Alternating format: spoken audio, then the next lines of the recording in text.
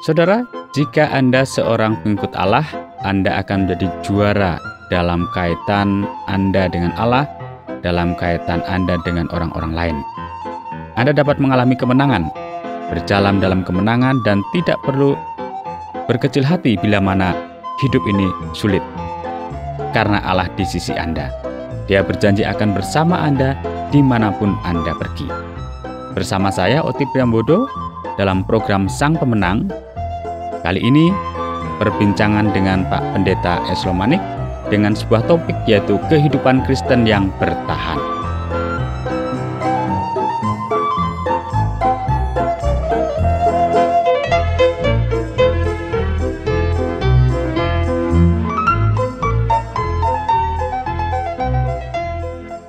Pak Pendeta Manik. Iya, Pak Oti. Untuk kita belajar dari Alkitab mengenai kehidupan yang bertahan, kira-kira teladan dari siapakah kita perlu belajar ini? Ya, ini bicara tentang teladan ya. Ya.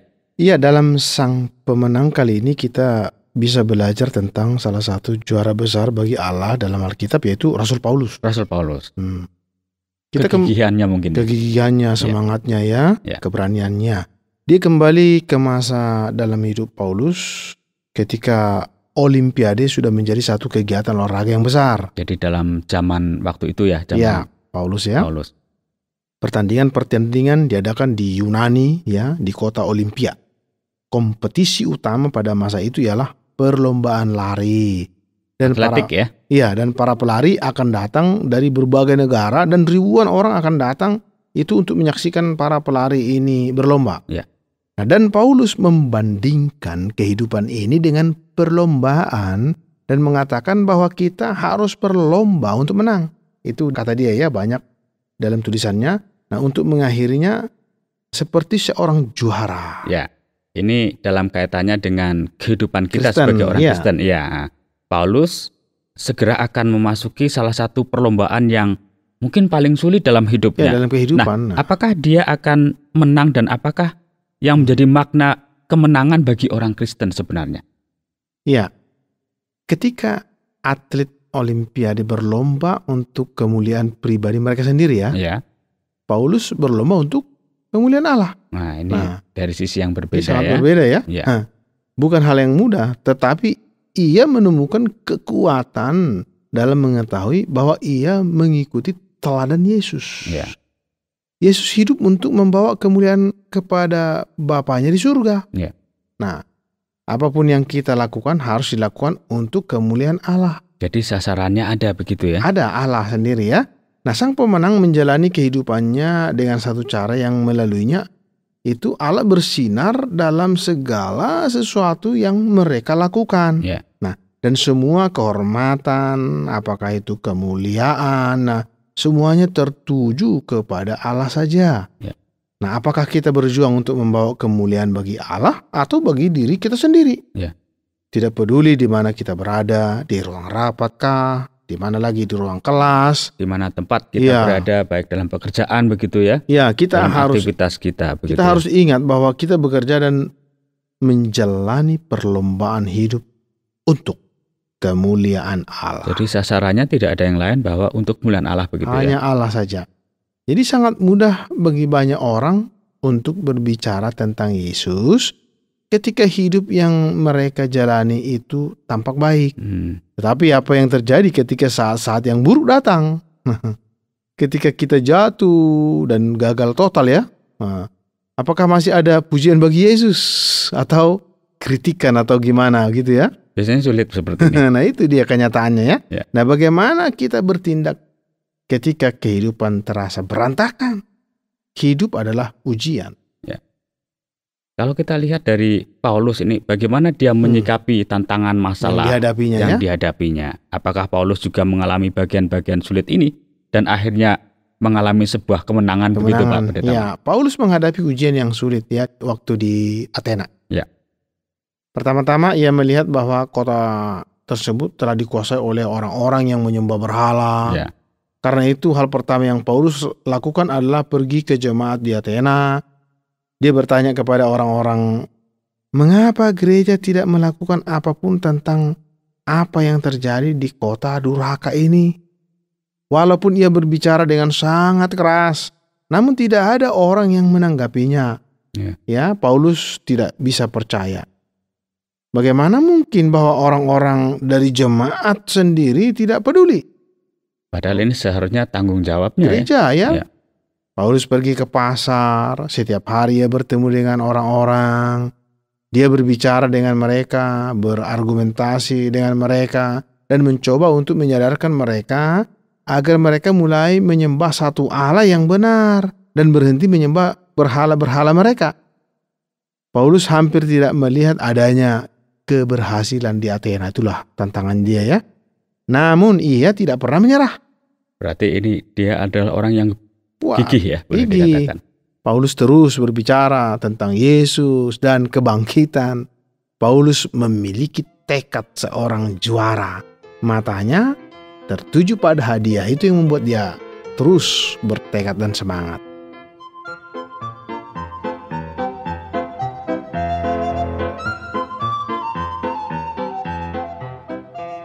Nah Pak Pendeta Manik, dari kehidupan Paulus yang tadi disampaikan ya, pada zamannya. Nah, apa sih sebenarnya yang menjadi teladan Paulus bagi kita sekarang? Iya, yang telah diberikannya itu ya.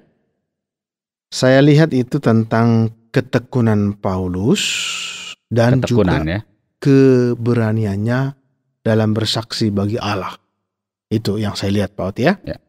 Seringkali orang Kristen tidak mengundang teman-teman non-Kristen mereka ke gereja karena mereka malu untuk membiarkan teman-teman mereka melihat bagaimana mereka menyembah. Itu seringkali Pak Oti. Tetapi jika kita ingin menjadi juara bagi Allah, itu berarti bahwa kita berjalan begitu dekat bersama Allah sehingga kita tidak peduli siapa yang melihat kita atau mendengar apa yang dikatakan orang tentang kita. Bukan teman, keluarga, rekan kerja, atau tetangga yang mati bagi dosa-dosa kita. Jadi memang itu yang seharusnya kita lakukan ya, sebagai orang percaya. Nah, seorang pria Kristen ya, ketika kita belajar tentang kondisi kita sebagai kaum pria, adalah seorang juara yang harus mengarahkan mata mereka kepada tujuan yang jelas. Mungkin kita belajar di sini dari Paulus ini ya. Rasul Paulus tidak pernah kehilangan pandangan matanya pada tujuan hidupnya, yaitu mengandalkan Allah dan mentaati Allah dan untuk menjadi saksi bagi Yesus Kristus. Nah, ketika pergi keluar ke dunia, ke dalam pasar, hal-hal apakah yang Anda bicarakan? Nah, itu perlu kita evaluasi. Maksudnya pasar dalam kaitan dengan keramaian di dunia ini. Apa yang kita bicarakan di sana, apa yang kita omongkan ya. Ketika kita ke kantor, hal apa yang kita komunikasikan oleh tindakan-tindakan dan kata-kata kita, juga tindakan ya. Pengaruh apakah yang kita berikan pada perasaan istri melalui cara kita berbicara dengannya dan melalui cara memperlakukannya. Nah, contoh apakah yang Anda berikan untuk anak-anak? Nah, itu hal yang praktis ya. Nah, di sini kita dapat menjadi juara dalam relasi-relasi kita. Tanda seorang juara bukanlah bahwa mereka kalah, melainkan apakah mereka bangkit kembali dan terus berlomba. Itu tanda juara. Ya, jadi menjadi juara bukanlah tentang berapa banyak mengalami kegagalan. Bukan. Tapi soal bangkitnya ya. Seorang juara selalu bangkit satu kali lebih banyak daripada kejatuhannya. Jadi bangkit terus. Nah, kesaksian sebagai juara tidak didasarkan pada kegagalan atau kesalahan di masa lalu ya, melainkan pada bagaimana bereaksi. Apakah membiarkan kegagalan dan kesalahan tersebut mengalahkan kita atau memberikan kekuatan kepada kita ya? Justru sebenarnya dari kegagalan kita dapat belajar. Iya, itu karena dari kegagalan demi kegagalan, tetapi pada akhirnya menemukan sebuah kesempatan untuk meraih. Gitu. Jadi kegagalan itu bukanlah akhir segala-galanya ya. Nah, jadi mungkin kita telah membuat kekeliruan Pak ya. Dan di mata dunia bahkan tampak sebagai orang yang gagal. Namun di mata Allah kita dilahirkan untuk berlomba dan berlomba dengan baik.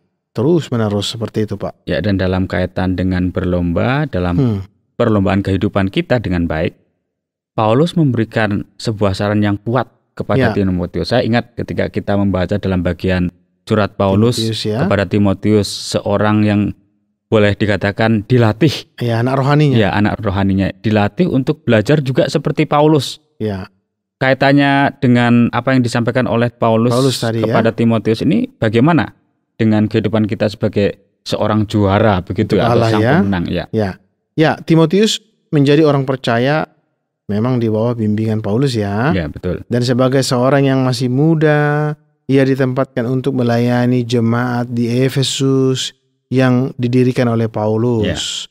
Paulus menyatakan dengan sangat jelas kepada Timotius bahwa siapapun yang bertanding sebagai seorang atlet tidak akan menerima mahkota kemenangan kecuali ia mematuhi aturan-aturan. Jadi ada aturan-aturan juga yang harus diikuti. Ya. Seorang juara adalah seorang atlet yang disiplin, terlatih, terfokus, dan bekerja keras. Disiplin, terlatih, dan bekerja keras. Fokus dan bekerja keras. Ya. Nah, dengan cara yang sama, jika kita ingin menyebut diri sebagai seorang murid yang sejati bagi Kristus, kita tidak dapat menjalani kehidupan Kristen berdasarkan apa yang kita inginkan. Kita harus hidup oleh firman Allah seperti seorang atlet. Kita menaati aturan-aturan dalam kitab suci itu. Ya, Pak Pendeta Manik, kalau begitu bagaimana seharusnya memaknai arti untuk berlomba dalam perlombaan kehidupan seperti seorang juara? Ya, tidak peduli di mana sedang berada dalam hidup Anda. Ya. Allah siap untuk membawa ke perlombaan berikutnya. Dia mengasihi sehingga dia memberikan anaknya untuk kita agar dapat menjadi seorang juara. Nah, mengetahui bahwa Allah menyertai akan memberikan kekuatan menghadapi apa yang ada di depan kita. Ada baiknya untuk berpikir kembali dan mengingat berapa banyak Allah telah memberikan kemenangan. Ya. Nah, setiap langkah dalam kehidupan Anda telah membawa Anda sampai hari ini. Yang penting ialah tidak menghitung berapa kali Anda mengalami kegagalan. Itu saya tekankan ya. Melainkan berapa kali Anda bangkit kembali.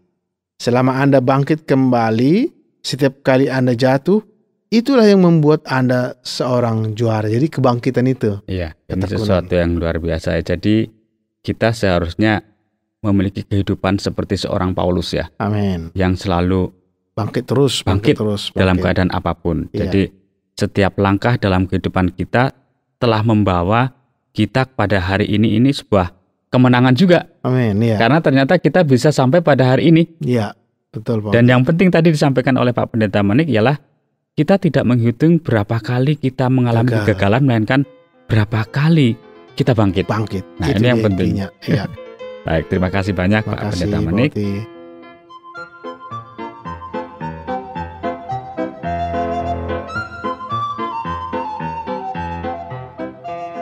Saudara, tiba saatnya saya mohon pamit dari hadapan Anda. Harapan saya Anda beroleh manfaat dari apa yang kami sajikan.